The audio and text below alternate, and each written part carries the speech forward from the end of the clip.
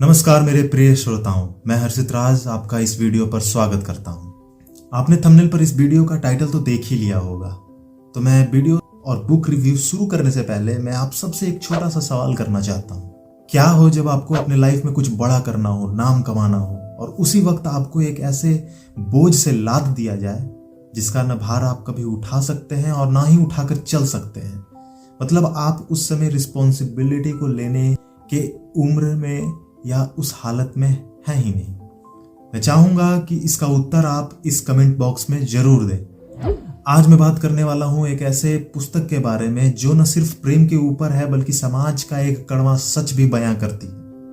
और यह पुस्तक है सारा आकाश, जिसके रचयिता व लेखक राजेंद्र यादव जी हैं।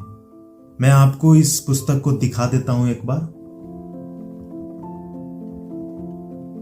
इसका जो आवरण है वो इस तरह से है और पीछे ये है, कुछ लिखे हुए हैं, आप पढ़ सकते हैं। ये हालांकि बुक का जो छोटा सा समराइज पार्ट है। सर्वप्रथम मैं लेखक और इस पुस्तक के बारे में बात करना चाहूंगा। सारा आकाश 1959 में प्रकाशित हुई थी। यह पुस्तक मध्यवर्गीय परिवार की मानसिकता कैसी होती है, समाज का बनाया हुआ परंपरा और उस सामाजिक परंपराओं से कैसे वैवाहिक जीवन खतरे में आता है, कैसे उसका उथल पुथल हो जाता है, इस पर बात करती है। राजेंद्र यादव जी खुद एक बहुत बड़े क्रांतिकारी लेखक भी रहे हैं और इस उपन्यास में उन्होंने शादी से आई हुई रिस्पॉन्सिबिलिटी और अपने जीवन में कुछ कर पाने की चाह और इस दोनों असमंजस में फंसे रहने से क्या मानसिकता पीड़ा होता है, वह बहुत ही बखूबी बयां हुआ है इस पुस्तक में। अब मैं बात करूंगा कहानी का सारांश के बारे में। स्पॉइलर नहीं दूंगा क्योंकि मैं भी चाहता हूं कि आप इस कहानी को अपने तरीके से और अपने वातावरण के अनुसार पढ़ें।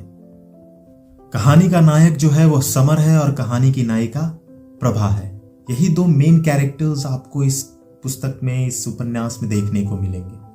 अब बात यह है कि दोनों का उम्र जो है वो बहुत ही छोटा है, क्योंकि उस पीरियड में जो शादी हुआ करती थी वो काफी कम उम्र में हो जाया करती थी। और तो और समर जो है वह काफी होनहार बच्चा है और आदर्शवादी लड़का है, मेहनती लड़का है।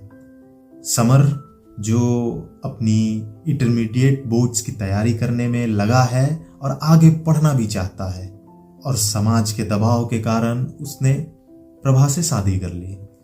प्रभा जो समर से छोटी है और अभी अभी 10वीं पास की है, वह शादी करके आती है और बेचारी खिड़की के पास खड़ी कुछ सोचने सी लगती है।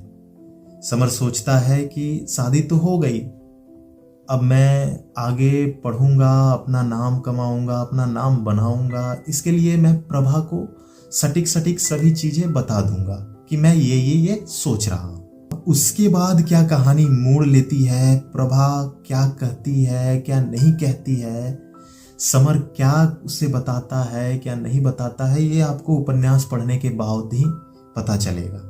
इस कहानी में दोनों के बीच में क्या बातचीत हुई, परिवारों का क्या दबाव है, जब रिलेशनशिप में बातें नहीं होती हैं तो उससे क्या रिजल्ट आता है, क्या नहीं आता है, ये सभी आपको इस उपन्यास में देखने को मिलेंगे। अब मैं बात करता हूं कि आपको इस किताब को पढ़ना चाहिए या नहीं चाहिए।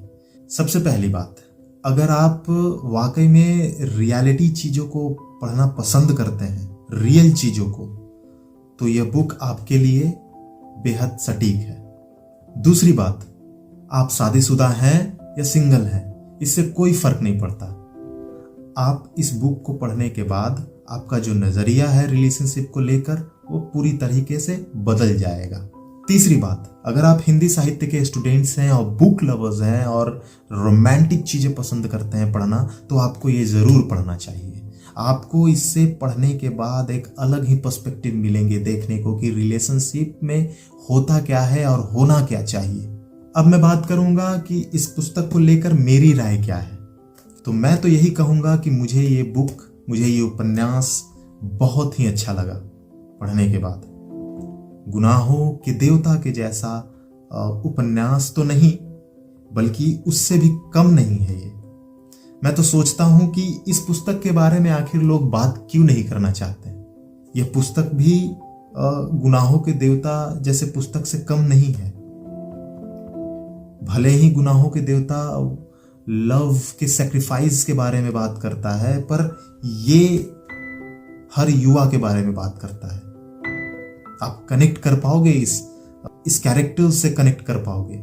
और जहां तक मुझे लगता है कि इसमें समर को ज्यादा प्रायोरिटी दिया गया है in comparison to Prabha.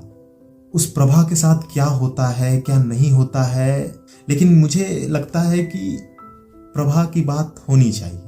Rajendra Yadav ji की भाषा इतनी सरल और सटीक है कि आप सीधे सीधे इस कहानी से, इस उपन्यास के कैरेक्टर्स से कनेक्ट कर पाते हैं। मैं कहूंगा कि आपको यह उपन्यास जरूर पढ़ना चाहिए। और हाँ, इस किताब को पढ़ लेने के बाद आप अपने राय देने के लिए इस वीडियो पर फिर से आएं और कमेंट बॉक्स में आप अपना जो भी एहसासात है, जो भी महसूस किए इसे पढ़ने के बाद, वो जरूर शेयर करें। अगर आपको यह वीडियो पसंद आया तो लाइक करें और शेयर करें। इसी तरीके के बुक रिव्यूज को देखने के लिए हमारे चैनल को सब्सक्राइब करें। तब तक के लिए आप खूब खुश रहिए और पढ़ते रहिए।